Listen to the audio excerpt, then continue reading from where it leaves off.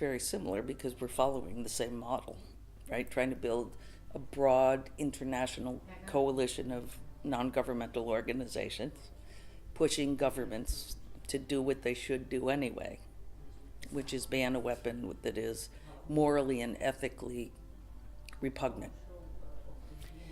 And in that process, we are working with governments who agree with us to, form a core group like we did both in the landmine campaign, the cluster munition campaign, which achieved a ban on cluster bombs in 2008.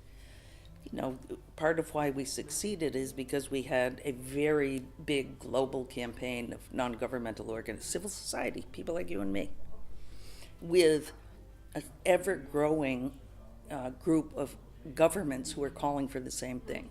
We're working on that. That's the same model we're following here. The big difference to me is when we were fighting against landmines, the military industry, and I'm talking about the companies that build the equipment, the weapons, and make money from them, the resistance from the companies was very small because landmines didn't really make them much money. The involvement of the military industry, in my country they like to call it the defense industry. I refuse to call it that. It's not defense.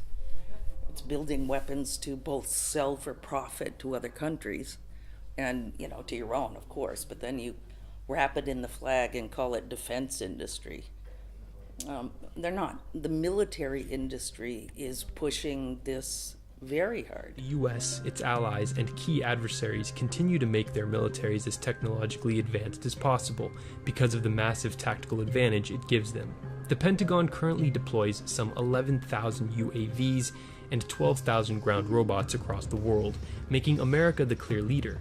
Worldwide, military spending on the robotics industry is projected to hit $7.5 billion by 2018. In the first informal discussions, first week of informal discussions that we had in April of 2014, there was a lot of talk about, the role of the military industries in pushing this agenda forward.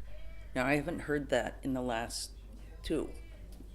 So that is a really big difference. And part of it is because, the government gives billions of dollars of research and development contracts to universities, to the military industry. So their concern about our success is huge, as you can imagine. And that's a fundamental difference.